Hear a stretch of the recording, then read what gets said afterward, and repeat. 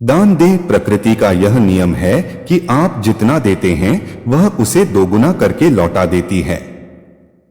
यदि आप धन या अन्न को पकड़कर रखेंगे तो वह छूटता जाएगा। दान में सबसे बड़ा दान है अन्नदान। निम्नलिखित उपाय करने से घर में अन्न के भंडार भरे रहते हैं। गाय, कुत्ते, कौवे, चींटी और पक्षी के हिस्से का भोजन निकालना जरूरी है। हिंदू धर्म के अनुसार सबसे पहले गाय की रोटी बनाई जाती है और अंत में कुत्ते की। इस तरह सभी का हिस्सा रहता है।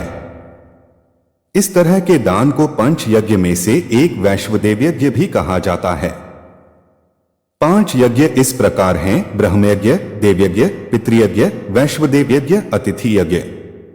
अतिथि यज्ञ से अर्थ मेहमानों की सेवा करना व उन्हें अन्न जल देना। अपंग, महिला, विद्यार्थी, सन्यासी, चिकित्सक और धर्म के रक्षकों की सेवा सहायता करना ही अतिथि यज्ञ है। अग्निहोत्र कर्म करें। हिंदू धर्म में बताए गए मात्र 5 तरह के यज्ञों में से एक है देवयज्ञ, जिसे अग्निहोत्र कर्म भी कहते हैं। इससे जहां देव ऋण चुकता होता है वहीं अन्न और धान में बरकत बनी रहती है। अग्निहोत्र कर्म 2 तरह से होता है। पहला यह कि हम जब भी भोजन खाएं उससे पहले उसे अग्नि को अर्पित करें। अग्नि द्वारा पकाए गए अन्न पर सबसे पहला अधिकार अग्नि का ही होता है। दूसरा तरीका यज्ञ की वेदी बनाकर हवन किया जाता है। भोजन के नियम: भोजन की थाली को हमेशा पाट, चटाई, चौक या टेबल पर सम्मान के साथ रखें। खाने की थाली को कभी भी एक हाथ से न पकड़े। ऐसा करने से खाना प्रेत योनि में चला जाता है। भोजन करने के बाद थाली में ही हाथ न धोएं।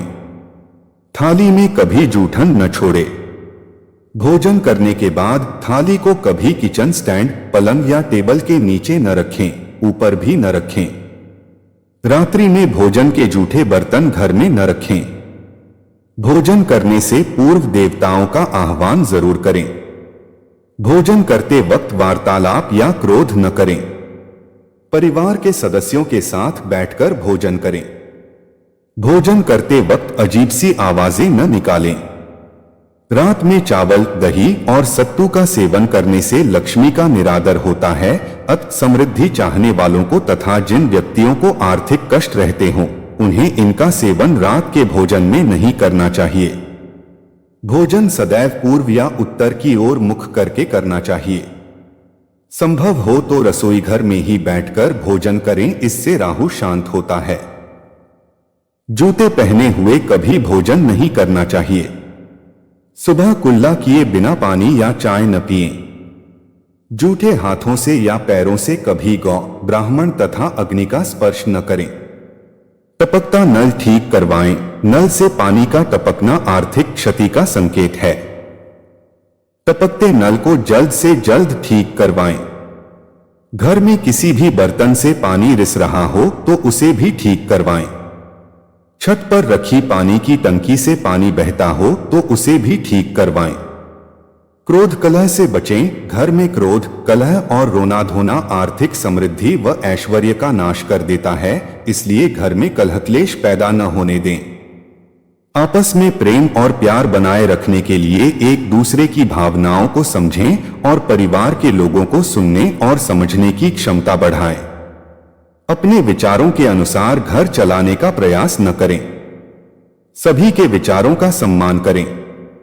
घर की सफाई: कभी भी ब्रह्म मुहूर्त या संध्या काल को झाड़ू नहीं लगाना चाहिए। झाड़ू को ऐसी जगह रखें जहां किसी अतिथि की नजर न पहुंचे। झाड़ू को पलंग के नीचे न रखें। घर को साफ सुथरा और सुंदर बनाकर रखें। घर के चारों कोने साफ हों, खासकर ईशान, उत्तर और वायव्य कोण को हमेशा खाली और साफ रखें। वॉशरूम को गीला रखना आर्थिक स्थिति के लिए बेहतर नहीं होता है। प्रयोग करने के बाद उसे कपड़े से सुखाने का प्रयास करना चाहिए। दक्षिण और पश्चिम दिशा खाली या हल्का रखना करियर में स्थिरता के लिए शुभ नहीं है, इसलिए इस दिशा को खाली न रखें। घर में काले, कत्थई, मटमैले, जामुनी और बैंगनी रंग का इस्तेमाल न करें, चाहे चादर, पर्दे या हो दीवारों का रंग। घर में सीढ़ियों को पूर्व से पश्चिम या उत्तर से दक्षिण की ओर ही बनवाएं। कभी भी उत्तर पूर्व में सीढ़ियां न बनवाएं। घर में फर्श, दीवार या छत पर दरार न पड़ने दें। अगर ऐसा हो तो उन्हें तुरंत भरवा दें। घर में दरारों का होना अशुभ माना जाता है। घर की स्त्री का सम्मान करें। दक्षिण दिशा में पैर करके न सोएं। शर्ट और पैंट की जेब फटी हो तो उसे ठीक करवाएं। बटुए या रुपए को पैंट की पीछे वाली जेब में न रखें। किसी भी प्रकार का नशा न करें। झूठ बोलते रहने से बरकत जाती रहती है। बार बार थूकने, झींकने या खांसने की आदत को बदलें। घर में हर कहीं गंदगी फैलाने का कार्य न करें। नाखून और बाल बढ़ाकर न रखें। प्रतिदिन शरीर के सभी छिद्रों को 3 वक्त जल से धोएं, सुबह, शाम और रात्रि। पूजा घर और तिजोरी। घर में अगर पूजा घर नहीं हो तो किसी लाल किताब के विशेषज्ञ से पूछकर ही पूजा घर बनवाएं। यदि वह बनाने की छूट देता है तो किसी वास्तुशास्त्री से संपर्क करके ही पूजा घर बनवाएं। ऐसा इसलिए लिखना पड़ रहा है क्योंकि किसी की कुंडली के अनुसार घर में पूजा घर रखना नुकसानदायक होता है। किसी देवी देवता की एक से ज्यादा मूर्ति या तस्वीर न रखें। पूजा घर के अलावा देवी या देवता की मूर्ति या चित्र घर के अन्य किसी हिस्से में न लगाएं। किसी भी देवता की 2 तस्वीरें ऐसे न लगाएं कि उनका मुंह आमने सामने हो। देवी देवताओं की तस्वीर कभी नैऋत्य कोण में न लगाएं, वरना कोटकचहरी के मामलों में फंसने की पूरी आशंका रहती है। तिजोरी में हल्दी की कुछ गांठ एक पीले वस्त्र में बांध कर रखें। साथ में कुछ कौड़ियां और चांदी, तांबे आदि के सिक्के भी रखें।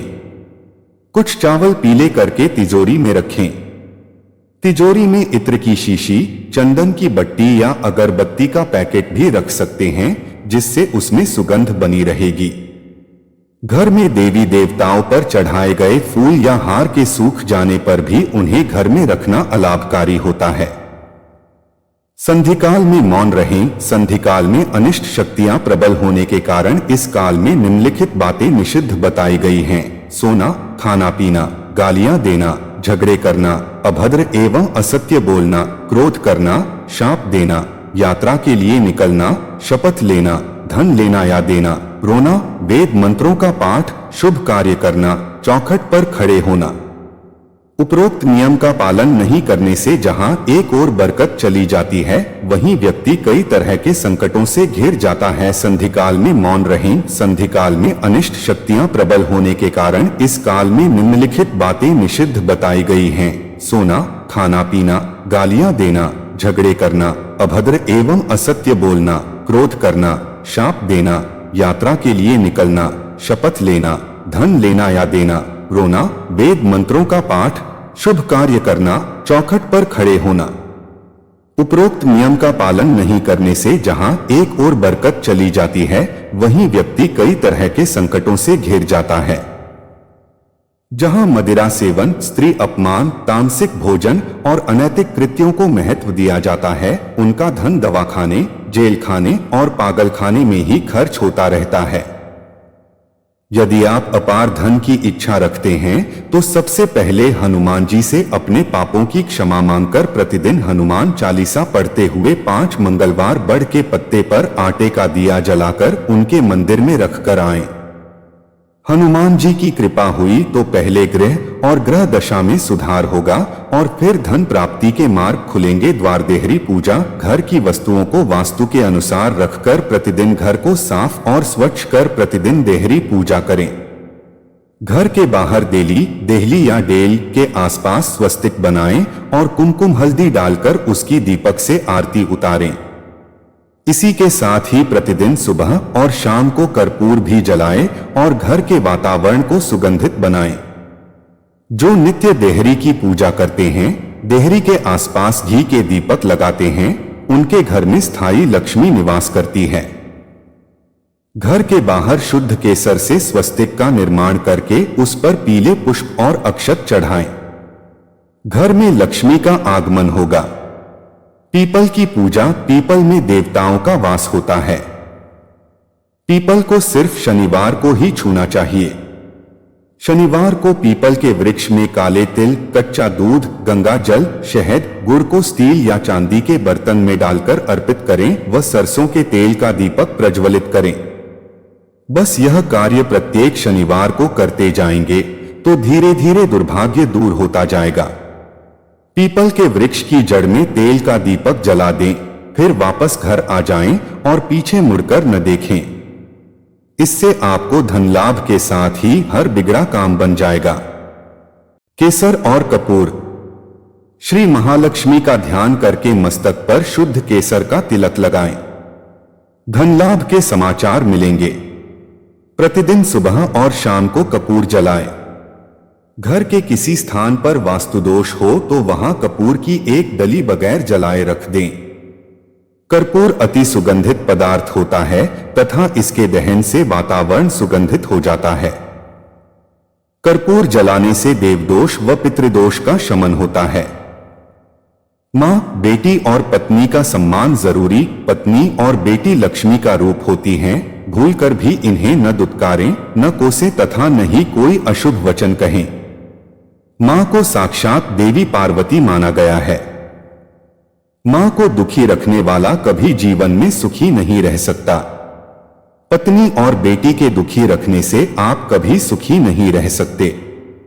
एक बार यदि पत्नी रोती हुई अपने माता पिता के घर चली गई तो याद रहे, इस पाप कर्म से आपके घर की बरकत भी चली जाएगी। धन, वस्त्र व मान देकर पत्नी को मनाएं। पोंछा लगाना, सप्ताह में एक बार गुरुवार को छोड़कर समुद्री नमक से पोंछा लगाने से घर में शांति रहती है। घर की सारी नकारात्मक ऊर्जा समाप्त होकर घर में झगड़े भी नहीं होते हैं तथा लक्ष्मी का वास स्थायी रहता है। अगर पर्याप्त पैसा कमाने के बाद भी धन संचय नहीं हो रहा हो तो काले कुत्ते को प्रत्येक शनिवार को कड़वे तेल, सरसों के तेल से चुपड़ी रोटी खिलाएं। शाम के समय सोना, पढ़ना और भोजन करना निषिद्ध है। सोने से पूर्व पैरों को ठंडे पानी से धोना चाहिए किंतु गीले पैर नहीं सोना चाहिए। इससे धन का नाश होता है। मकड़ी का जाला, घर में या वॉशरूम में कहीं भी मकड़ी का जाला न बनने दें। अटाला, घर में कहीं भी कचरा या अटाला जमा न होने दें। छत रखें साफ, छप्पर पर बांस न रखें और किसी भी प्रकार की अनुपयोगी वस्तुएं भी न रखें।